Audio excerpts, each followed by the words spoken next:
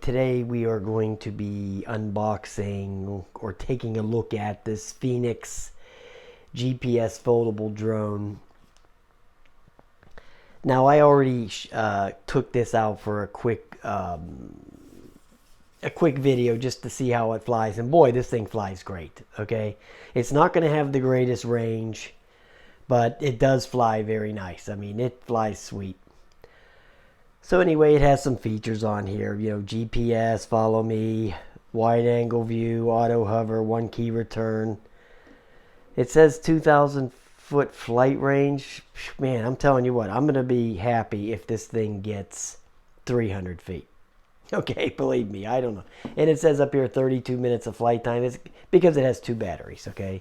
That's why it's saying that. But it does have the 180-degree rotating camera and the carrying case, which is what I'm going to show you in a minute. The box is empty. The carrying case comes inside the box, so I'm going to pop over there and get that. Okay, here's the case that it comes in. It's very nice case. Great for taking off. You can use it to take off and land on there, which is pretty nice. It's not made out of any metal, so you don't have to worry about any GPS foo bars going on. And there's the inside, and they put this little piece of foam right here just in case you was to accidentally sit something on there. So got that little piece of added protection. And then inside here you got the 2 batteries, and they are, let's see, blah blah blah blah, 7.6 volt, 2050 milliamp hour. They give you 2 of those. Here is the quadcopter itself, and it's like a Anafi. It looks kind of like the Anafi.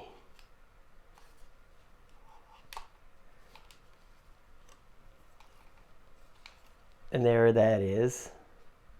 It's very nice. It has a nice feel to it, a nice build to it. Doesn't feel real cheap.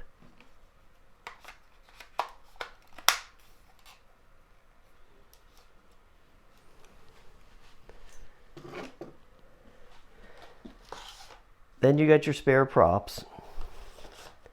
You got your charger, and it's a USB-C charger right there.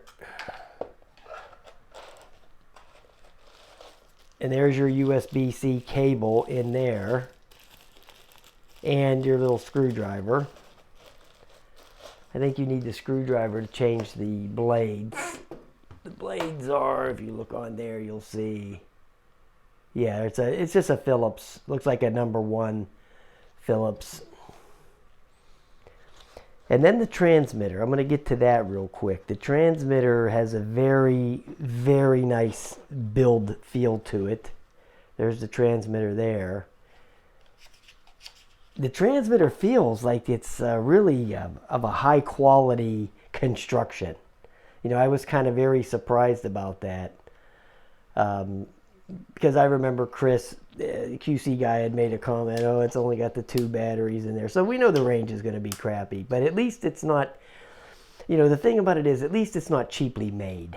You know, that's what I like about it. It's not some piece of junk. It might not have the greatest range, but boy, it sure as hell flies nice. And it seems to be very well put together. So I'm going to just to show you the quality of the transmitter. I'm going to weigh it up for you. And it's at 263 grams. And the Mavic Mini is at 244 grams. The Mavic Mini controller. And you know that's a quality built thing. And then so is this. This thing is a quality built device. Very nice. So, yeah, very nice. Then there's some buttons on there, you know, like the GPS on and off button. I did that when I did that little flight. The takeoff, land. I think these antennas are fake, to be honest with you. I don't see any wire going through them, so they're fake. But, you know, and then here's some dials back here to tip the camera up and down, you know. So, yeah. I got this on Black Friday for $150, but regularly it's like $249. I would not pay $249 for it, but I would pay $150 for it. So it was worth $150. It's not worth $250. But if you can catch it on sale again, because you know it's going to come down. That's inevitable that it's going to come back down in price. So, you know, just grab it when it comes back down in price. That's all. Because it's worth, you know, it's worth that kind of money.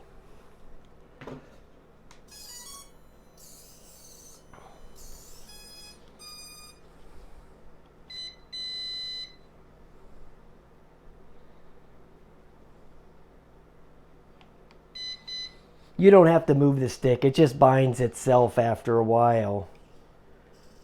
Then I wanted to show you the camera, that it does go up and down completely, 180 degrees. See that? And the video quality is not that good. You know, like I said, I turn it upside down. It does go up and down all the way. And then on the bottom you got your optical flow here and your sonar. So it has all that good stuff. Okay, it has all the good stuff. It's very stable. If you saw the little flight I did out there, it sits right there. It doesn't move around that much at all. So the GPS lock works very well. So there, I'm going to go take it up inside the house. You know, I'm not going to leave you hanging, even though I already did a flight. So you can hear how noisy it is. I'll take it to like an empty room, so you'll be able to hear how noisy it is. And there's the brushless motors right there. They're pretty nice. So, and this is one of those quadcopters you have to do the compass calibration every time you turn it on. It's kind of like all the bugs, the new bugs GPS stuff. Every time you turn it on, it won't let you unlock the motors unless you do the compass calibration, which is going to be just spin it here a couple of times until that light changes color there in the back right there. It changed to green. Then turn it up and spin it a couple more times until it goes to yellow, solid yellow. And then you know you had the compass calibration done. So, and then the level calibration, I think you just go down. It's either down and to the left or down and to the right.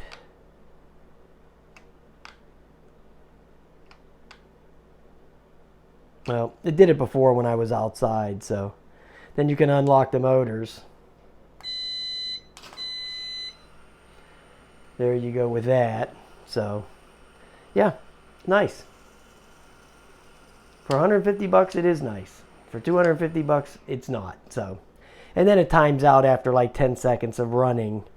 It, you know, it'll shut off. So automatically if you don't take off. So let's just go over there and take it off in the apartment for a minute so you can get a feel for the sound that it makes and all that. All right, guys. All right, guys. I'm just going to take it up in here for a minute to let you hear it. So we'll unlock the motors again.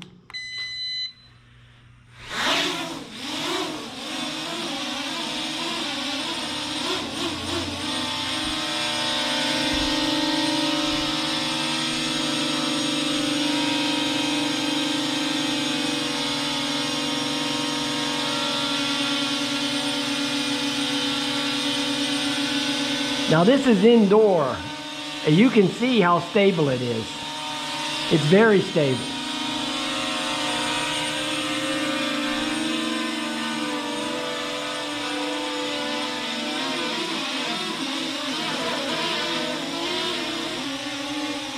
Of course, I'm not going to fly it around here like a Dumbo, because I am on that brown carpeting, so I kind of don't trust that much.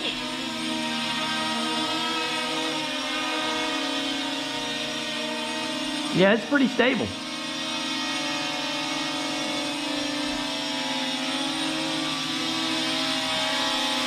It flies real nice. I'm real happy with it, so.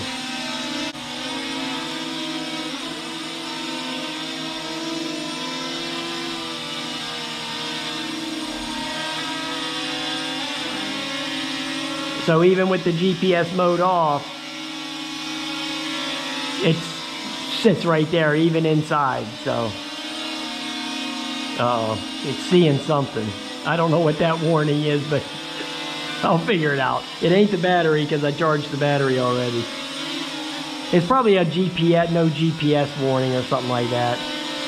I never looked in the manual to see what that was about, but I'll figure it out.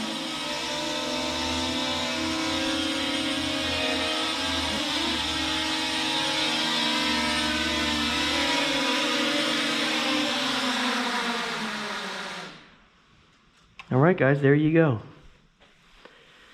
The Phoenix. It's a real classic. And yes, you are going to have to put your number on there because it's over the limit. You know, it weighs about the same as the Inofi. So, all right, guys, there you go. Have a nice day.